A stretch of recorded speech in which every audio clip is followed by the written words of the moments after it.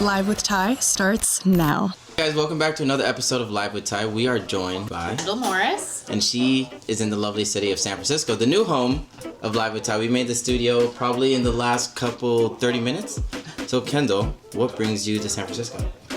Well, first and foremost, I'm here visiting my lovely daughter. She's behind the camera. We can't see her. She is about to graduate from college. So really proud of her. Awesome. You should be. And I'm also here working. So I partner with a college at the northern part of the state called Cal Poly Humboldt. Gotcha. And we partner with College Corps, California Volunteers. And we were just here for what is called Pitch Fest, which is this awesome event where the students who are called fellows in the College Corps program, they pitch ideas to judges or leaders in the state of California. Are you one of the judges at these competitions? I'm more the coach and gotcha. So I help them prepare their pitches. I co-created the program Oh, wow. they are participating in all year long.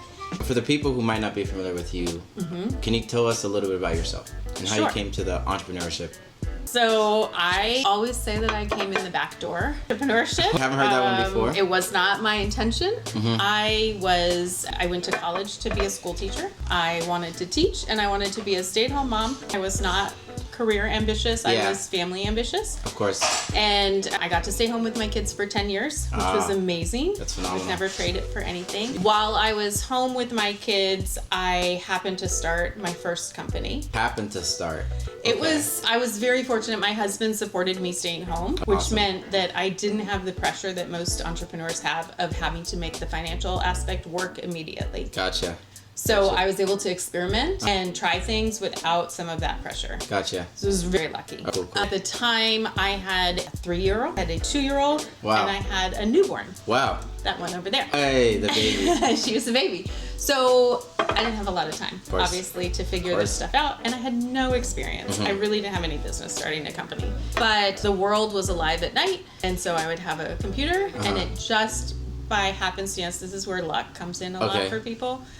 Social media was just coming out of the colleges and becoming available to the rest of us. And for anybody that's watching that's young, you won't remember this, but there was an era where there was no advertising on social media. You could connect with thought leaders around the world, 100%. and it was a really awesome, exciting space. And so I learned that I could utilize it to leverage and market my company. Cool. And since my company was a baby company, I didn't have any risk, right? So it Gotcha. wasn't like I could really mess it up, but I used it as a way to learn social media. And it was really connected to how my education background. That's amazing. During that phase, that company, I was on full of TV shows, got picked up. Wow. Luckily, these are shows that don't really exist anymore. Yeah. I was actually selected for the first season of Shark Tank.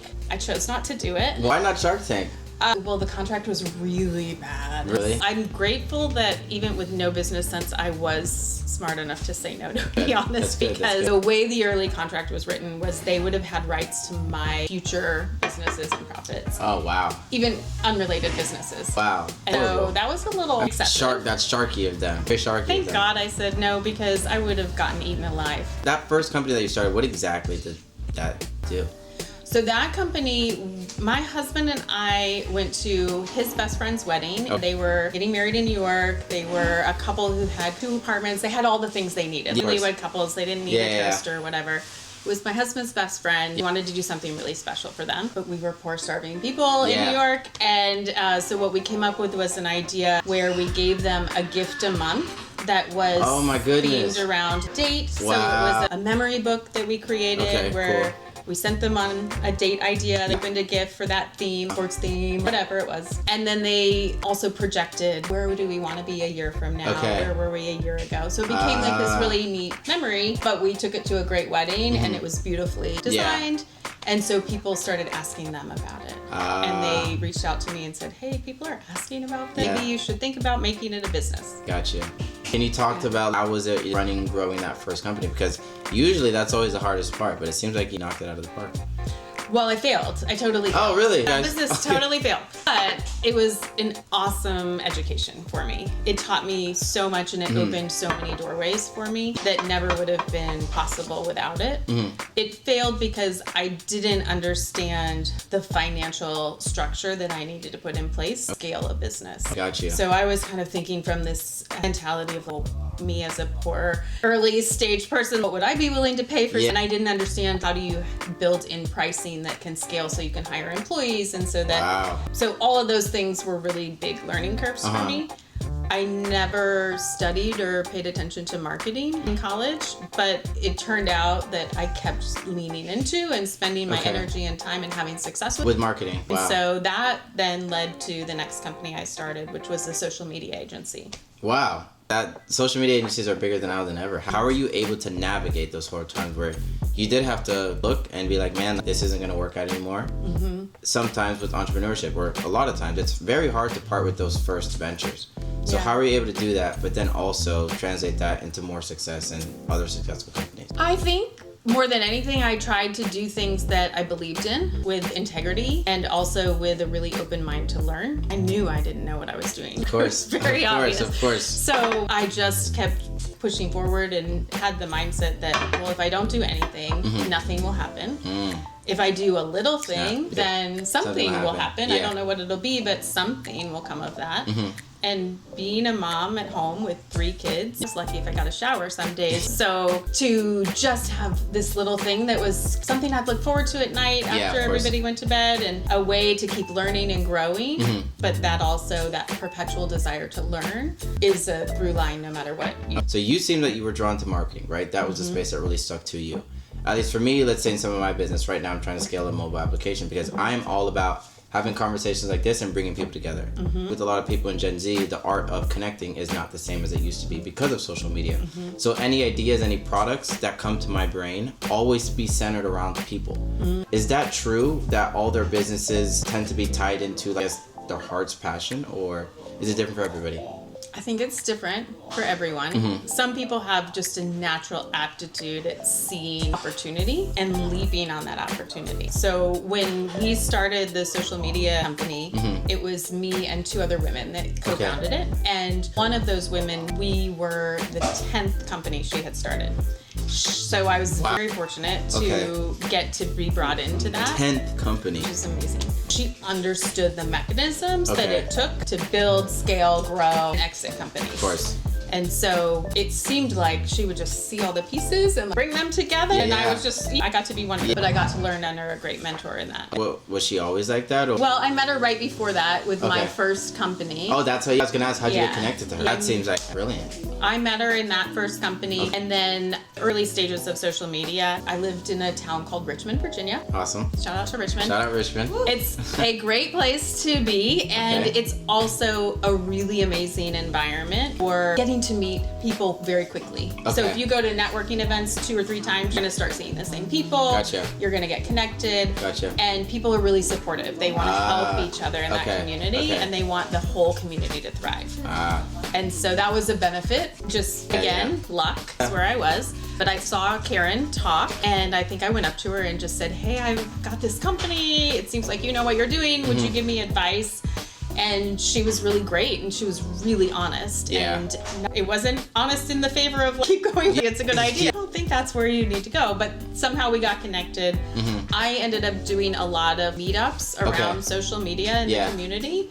And so people started to know me as a person. I did what was called Coffee with Kendall at the time. And we would just, I'd pluck a topic out of the air of what was trending in social and just try to help people learn how to leverage it and use it. Wow. And so she knew me that way. And then the other co-founder, I had worked with her because she had her own company and she had gone down the route of funding. And with the company I had, I wanted to understand if I wanted to go down that. And so I helped this woman with her marketing and with the idea that I would learn by being inside the company if that pathway was a good one. And I kind of discovered that wasn't the path I wanted to go down. So it was great. I created a strong connection and relationship with her. And then that happened to be 2008.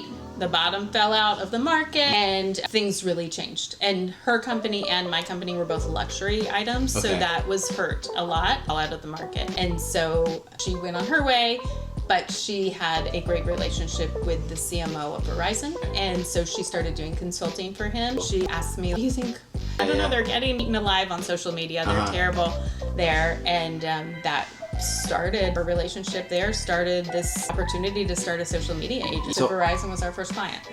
Wow, that is amazing. Do you think the company that you created then, could that still stay alive in today's social media age?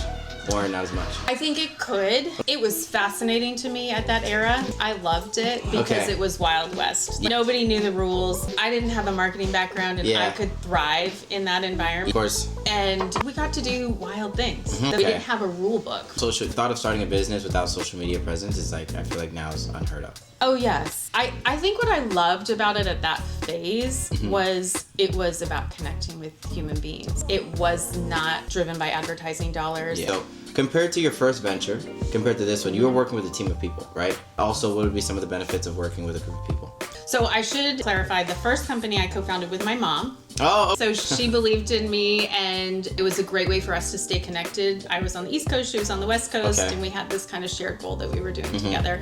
And that was an amazing opportunity, but she was pretty cool about like putting a ton of, she wasn't an investor and a lot of pressure on me. Of course. My second company, I had 2 co-founders. I needed that so badly because I had so little knowledge. Gotcha. And to be able to learn from other people who had done much more than I had and had better connections and just better experience gave me such an accelerator to learning and access to things that I would have sunk the company on. Gotcha. That then put me in a position where now I am a solo entrepreneur, and I founded my 4th company, and that company is one that I'm really hope I do the rest of my life. I'm very passionate about.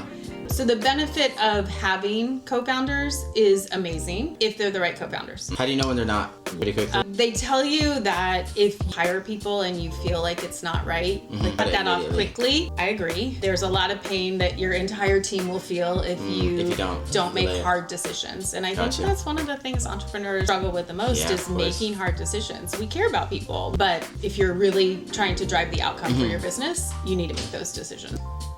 Business partners is harder because you're getting married. Your business partner. You have legal documentation. Makes it a lot harder. You just sever those ties. So listen to your gut and try to understand what the dynamic is that you bring to the table and they bring to the table, and where your personal and professional lives are going to end up merging. One of the things I wanted to ask you is that, so let's say, because a lot of people that watch the channel, they're first-time founders, or they're thinking about maybe starting a couple of their first ideas, right? So you mentioned something that's good when that's forming your team or deciding to go alone. Trust your gut, right? But let's say your gut hasn't brought you any success yet because it's your first time at it. How would you then know who to turn to? How should they go about that when they are just starting their entrepreneurial journey? I think it's a couple things. You have to understand why you're doing what you're doing. So if you have a deep-seated passion or observation about a need that is unmet out there, and other people aren't really verifying that or validating it, there's usually 2 reasons for that. One is you see something that nobody else sees, and you are uniquely positioned to be the person to bring that to the market. And you have to fight against a bit of a current for a while until you bring others along. So it's okay to be that person swimming upstream if you really do have a solid, good idea. The market starts to validate that for you. Of course. Sometimes people who are the most experienced don't see that. So you have to know how to discern all this feedback that's coming to you and decide, do I still see clues that are telling me to persist? The other is you don't have a good idea. And a lot of people can see that for you and want to save you the energy and the money and the effort. And it's hard when you're a novice to know the difference. So I would say, go to networking events where there's lots of entrepreneurs. Go to places where other people are just excited about sharing ideas and willing to bounce them off of each other in a friendly environment. And you'll learn a lot. So you're a person that's exited, I think, 2 companies now. What does success look like? Is it in the work that you're doing, or is it kind of when you exit? I can't predict what anyone else's success is. You have to define that for yourself. And for me, I didn't go into entrepreneurship looking for an exit. I really didn't even fully grasp what that meant and was possible in that. I started because it was something interesting to do, and it was an opportunity that worked within the lifestyle that I had and allowed me other things that I wanted.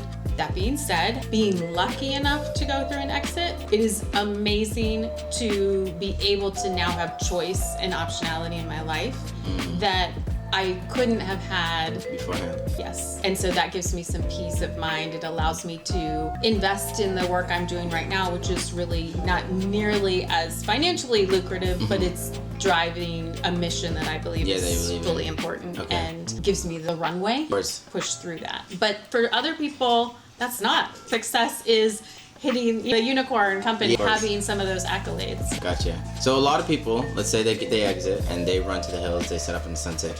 You started another third company, right? So the social media company, we sold one time, but I stayed with it. Oh, you stayed with it? So I stayed in the acquiring company for 2 years. Cool. And during that time, what happened was I was having observations of interviewing candidates for our jobs. So we were growing quickly. Now, beyond social, we were a digital company, kind of incorporating web and development work in with marketing.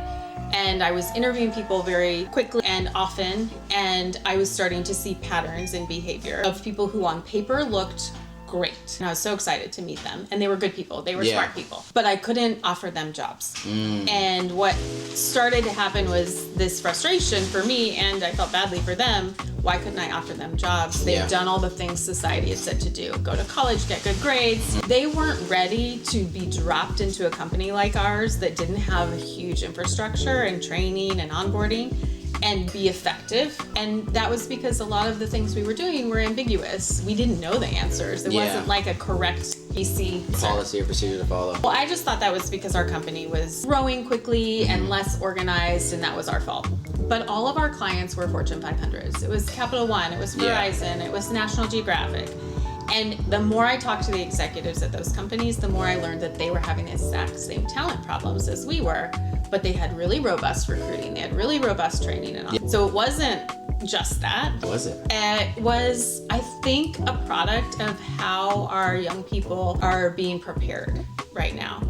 And that preparation isn't leaving a lot of room for experimentation, for freedom to fail, for practical application. It's more theory and academic. And I'm a young person right now aspiring and striving to get into a great college.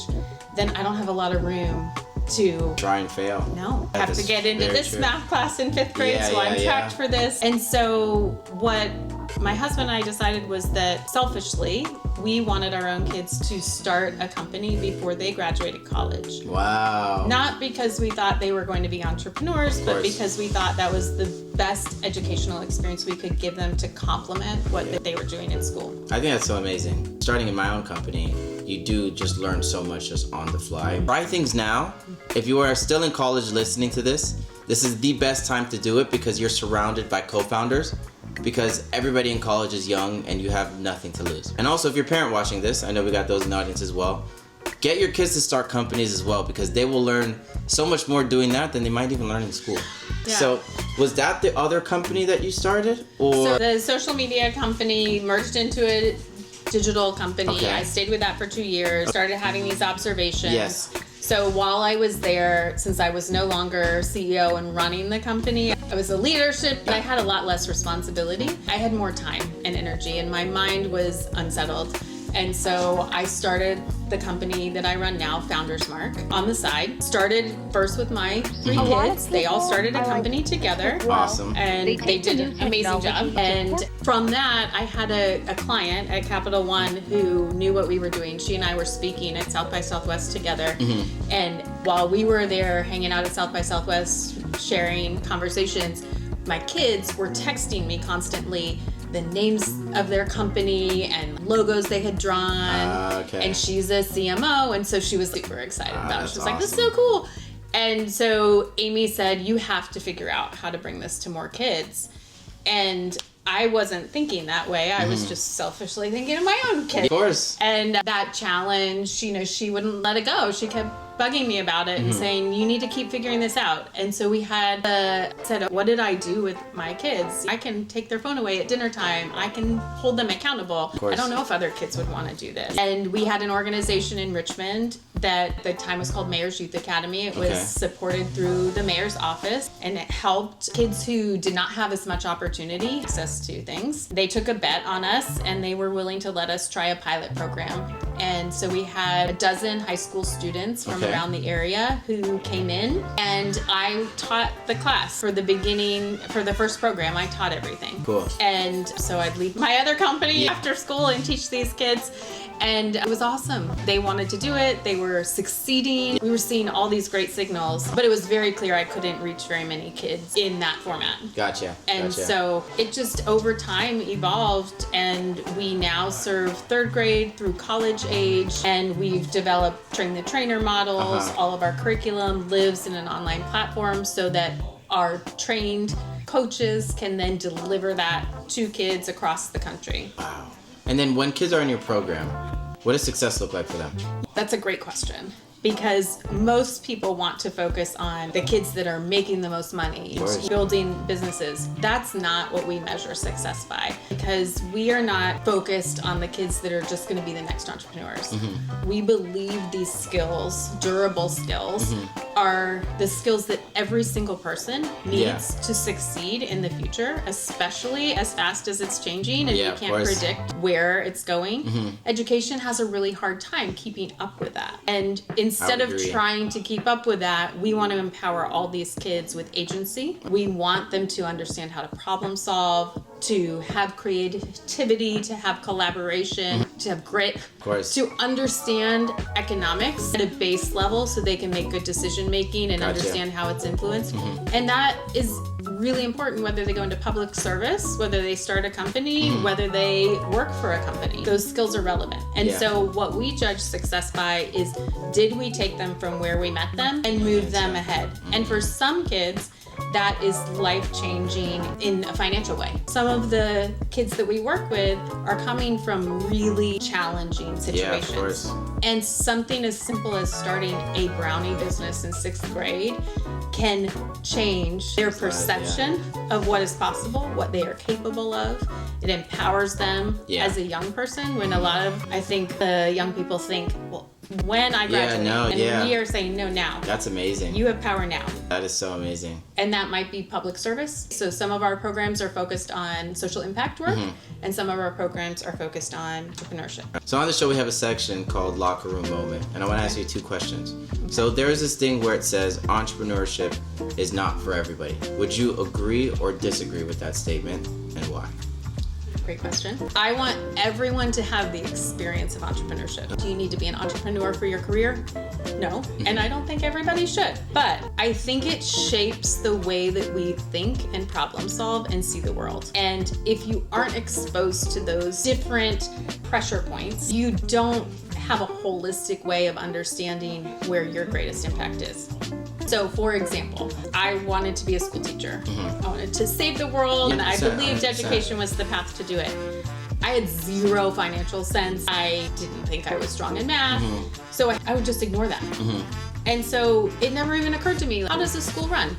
How do you get more programs in the school? What is the financial implication? Of course. Because that wasn't my job, right? Now, as an entrepreneur, having to be the person who has to decide, of course, right? I have a really different perspective on how to help organizations, because even the things that I'm weakest at, I now have enough knowledge to ask questions about or bring in experts on.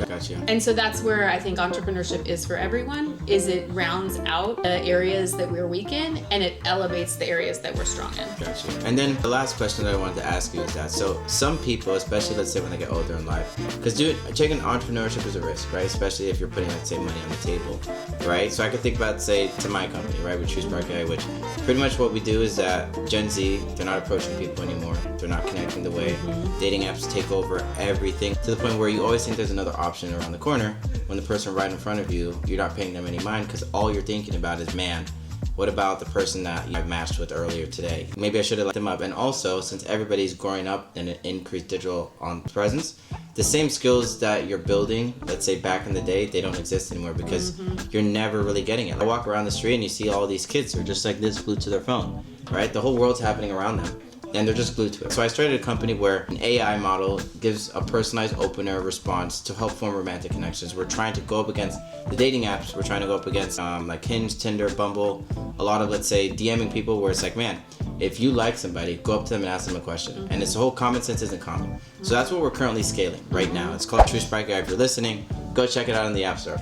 But with that in mind and taking risk where there's a chance, let's say from an entrepreneur, if this doesn't work out, right, then how would you navigate that risk that comes with being an entrepreneur when you also got to eat, you got to put food on the table, you got to live life at the same time. I have a great husband that I met many years ago, and we met the old-fashioned way. Awesome. And in person. Well, I was his waitress, but amazing. He did have the courage to come up and say hi to me. Yes. And it worked out.